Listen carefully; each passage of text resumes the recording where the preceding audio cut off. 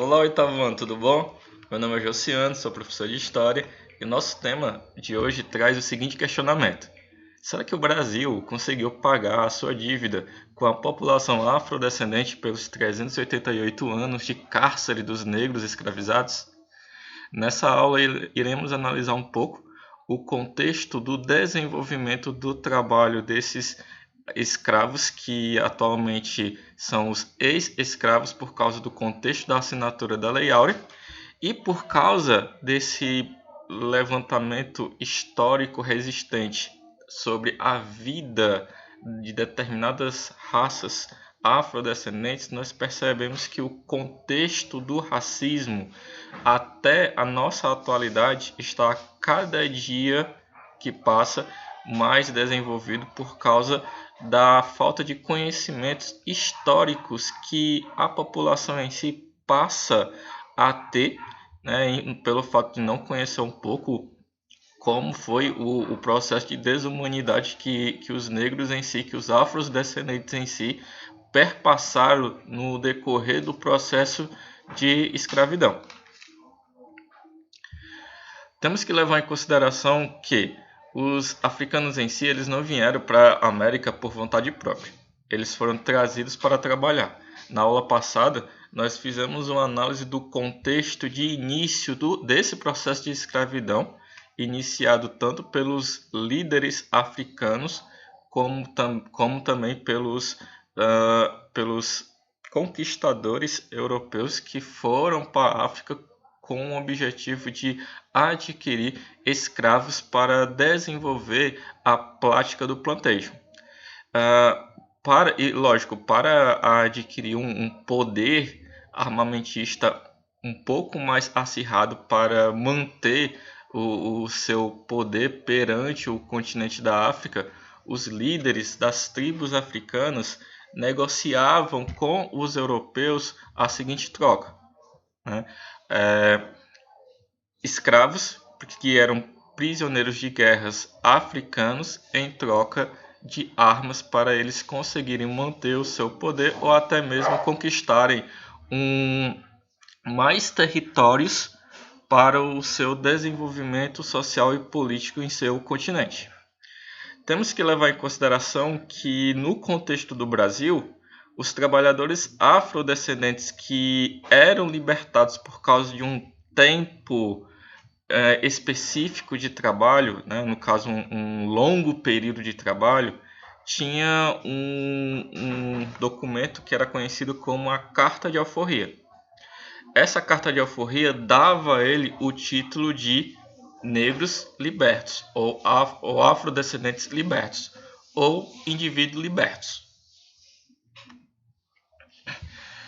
Lógico que dentro desse contexto de escravidão, o negro em si, o afrodescendente em si, ele não se deixou levar somente por esse processo de escravidão desumano, muito pelo contrário. Várias resistências foram impostas contra os europeus para que esse processo de desumanidade fosse extinguido o mais rápido possível. E isso causou, né, várias mortes, tanto com relação aos ex-escravos, como também mortes relacionadas a traficantes de escravos, mortes até mesmo dos próprios senhores de escravos que de alguma forma sofriam uma determinada sabotagem, boicote, confrontamento dos escravos em si para a não realização dos trabalhos que eles eram obrigados a realizar. Outros tipos de resistências que foram vivenciados pelos próprios negros era a violência contra si mesmos. Em qual sentido? Algumas mulheres, né, por exemplo, provocavam abortos em si mesmas para evitar que os seus filhos fossem escravizados. A gente sabe que dentro do contexto de escravidão existente no Brasil, a mulher afrodescendente que estava grávida e que tinha um filho, esse filho automaticamente já era considerado escravo, mesmo que o pai desse filho fosse alguém que já tinha liberdade. Lógico que essa provocação da violência em si mesmo, que o aborto em si mesmo que as mulheres faziam, elas faziam para que os seus filhos não nascessem escravos, né? E muitas dessas mulheres também, e até mesmo os próprios homens afrodescendentes que eram escravos, praticavam o próprio suicídio somente para não realizar os trabalhos que eles eram obrigados a desenvolver. Outra forma de resistência que os afrodescendentes vieram a desenvolver, né, eram as fugas individuais e coletivas, né, que era constante dentro do contexto de escravidão no Brasil. Alguns escravos eles buscavam proteção de determinados negros que tinham carta de alforria e que viviam na cidade, e outros, para dificultar a captura e de alguma forma garantir o processo de subsistência deles, eles formavam comunidades entre si, que essas comunidades eram conhecidas como quilombos, e desenvolviam a sua própria organização social, a sua própria rede de alianças com diversos outros grupos para poder manter todo o seu processo de subsistência e ao mesmo tempo dificultar qualquer tipo de captura que os donos ou senhores de escravos quisessem desenvolver no decorrer do tempo. Esse outro tipo de resistência, né, esse boicote, né, essa sabotagem e confrontação, que era quando os escravos em si, né, se rebelavam e agiam contra os senhores e os feitores e boicotavam literalmente os trabalhos, reduzindo ou paralisando todo e qualquer tipo de atividade que era imposto a eles. Com essa exposição vocês perceberam que o negro em si, o afrodescendente em si, dentro do contexto do Brasil, tem uma história muito árdua, né? Diferente do branco europeu, que foi o colonizador, o negro em si no Brasil passou por várias dificuldades a ponto de obrigá-los a desenvolver uma resistência e um movimento pela própria vida. E no Brasil hoje, se a gente for levar em consideração como está sendo desenvolvido todo esse processo de evitar a discriminação contra os afrodescendentes, o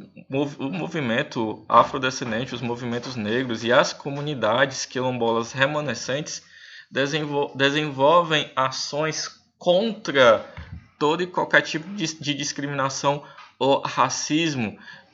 cobrando da justiça, cobrando dos representantes políticos posições contra todo e qualquer tipo de agressor que vierem a desenvolver algum tipo de ação racista ou algum tipo de discriminação contra o seu povo ou contra a sua cultura.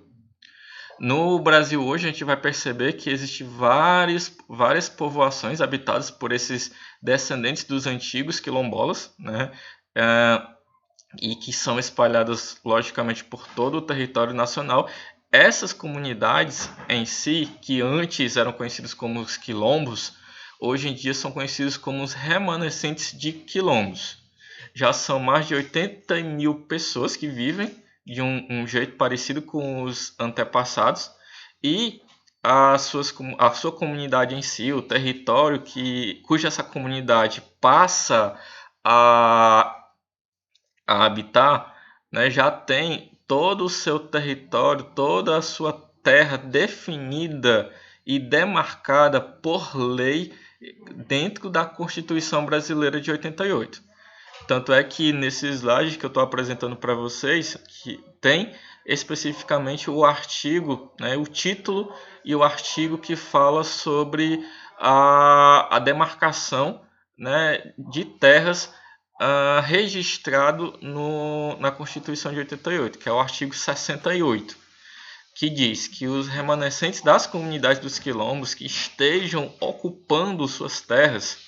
é reconhecida a propriedade definitiva, devendo o Estado emitir-lhe os títulos respectivos, né? Ou seja, esses indivíduos que são descendentes dos quilombos em si, que já vivem no território onde residia o quilombo desde o início, eles têm reconhecimento total da sociedade brasileira para garantir aquele território para os seus também para os seus descendentes. Lógico que, né, esse contexto de racismo, esse contexto de discriminação, né, tem já na Constituição leis que desaprovam, né, logicamente, todo e qualquer tipo de racismo, né, contra a cultura negra. E para especificar um dia de conscientização, né, até mesmo com relação a ser um dia de conscientizar ao brasileiro em si, né, o qual errado é discriminar ou até mesmo praticar uma ação racista contra qualquer tipo de raça.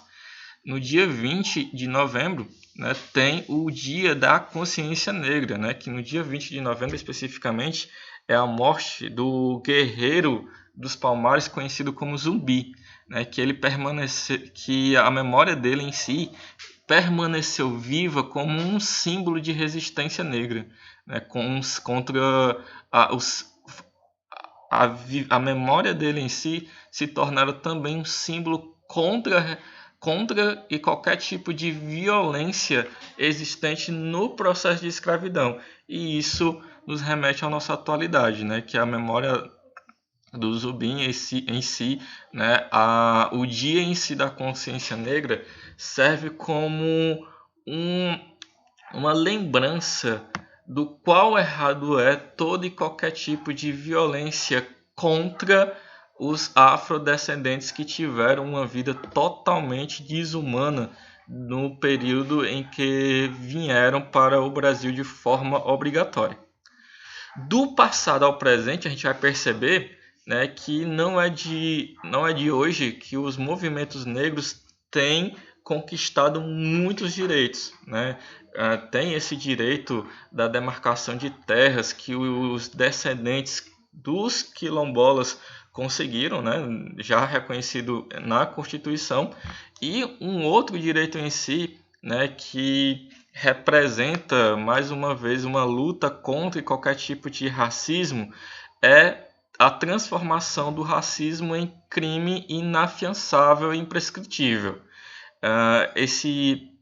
Essa lei em si, né, que já está na Constituição de 88, está especificamente no artigo 5º da nossa Constituição, que diz que a prática do racismo constitui crime inafiançável e imprescindível, sujeito à pena de reclusão nos termos da lei. Né? Essa lei ela foi aprovada em 2003 e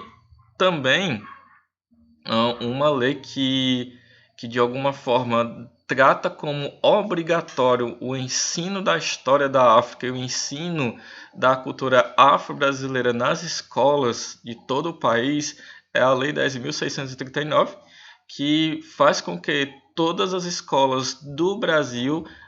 sejam obrigadas a fazer o estudo, né, da história da África, o estudo da cultura afrodescendente, como uma forma de ensinar às próximas gerações o processo de luta que o movimento negro teve desde o momento que ele chegou aqui no Brasil, né, por meio dos afrodescendentes e obrigados a estar no Brasil pelos brancos europeus. O objetivo específico dessa lei 10.639, né, é fortalecer o papel da escola como um espaço privilegiado de superação, né, dos preconceitos e a construção de uma sociedade mais democrática, levando em consideração o processo de humanidade coexistente entre as raças, né, e ao mesmo tempo dando ao negro em si, dando aos afrodescendentes em si, né, uma dignidade humana para viver na sociedade brasileira que de uma forma direta transformou todo o início da sua história no Brasil em um pesadelo assim inexplicável. Esse foi o contexto da nossa aula. Espero que vocês tenham compreendido. Espero que vocês tenham conseguido analisar toda essa adequação social, né, dos negros no Brasil. E é só para vocês perceberem, dentro desse contexto analisado até agora, a resposta da seguinte pergunta, né? Eu voltei aqui para o primeiro slide somente para termos a nossa resposta. A resposta é não. O Brasil ainda não conseguiu pagar a dívida com a população afrodescendente. E vocês, dentro desse contexto histórico que eu acabei de desenvolver com vocês, a gente vai perceber que muitas políticas públicas ainda são necessárias para desenvolver uma democracia racial no nosso país. Então, o desenvolvimento de políticas públicas, como a questão das cotas nas universidades públicas, né, e até mesmo em concursos públicos, já é uma deixa para que o Brasil, a cada dia que passa, consiga de alguma forma equilibrar o processo de economia entre as classes e principalmente entre as raças coexistentes no Brasil, evitando assim um dia, né, qualquer tipo de racismo ou preconceito existente entre as raças brasileiras, tá ok?